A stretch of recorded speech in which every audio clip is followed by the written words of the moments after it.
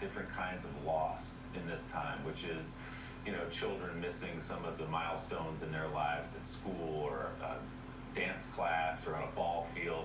There's loss in our country, there's loss around the world beyond the loss of life that we've seen.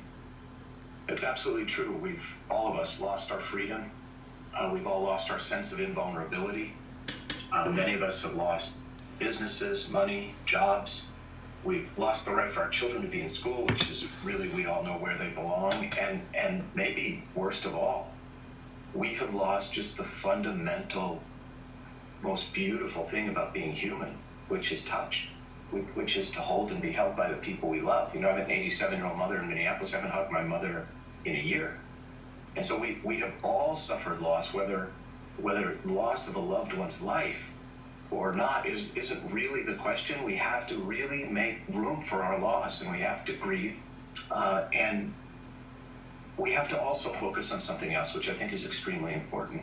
The thing about loss is it also strips away a lot of nonsense. And I don't know about you, but I have found this pandemic to have a very beautiful upside, not just a terrible downside. And I don't mean to dismiss the downside for a moment. I'm in the cemeteries every day of the week right now. But there is also a very beautiful upside. First of all, it has reminded us, I think, that no matter how many times we say I love you, and no matter how many times we hold and are held by the people we love, it's never enough. It's never enough. And I think we've all learned what we knew but sometimes forgot, which is that it's who, not what we have, that matters. And sometimes that's easy to forget. But this pandemic has come as a very powerful reminder. Death comes as a very powerful reminder to cherish life and to cherish the beauty of what remains no matter what's been stripped away.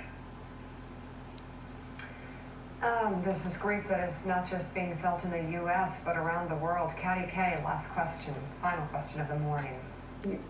Rabbi, thank you for that. I think a lot of us needed to hear that. Can you also talk to me about loneliness? Because I think a lot of people are really lonely through this. And I wonder what you say to your congregants, like your mother, who hasn't seen you for a year and is sitting there by themselves.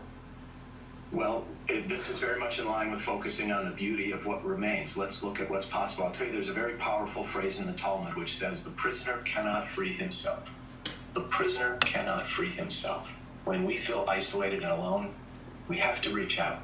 And when we reach out, yes, we will be disappointed by those who do not reach back, but there will be many, many who will reach back to us and take our hand and help to lift us from our loneliness and our suffering. So it's very important. No one endures pain better alone. No one. So it's very important that we reach out to the people we love. Hey, I need you. I need to hear from you. I need a call. I need a Zoom. I have done that.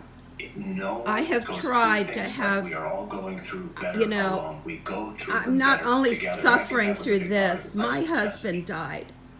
And I am totally alone, and nobody thinks about that. How our greatest fear becomes our greatest gift. Rabbi Steve Leder, thank you so much.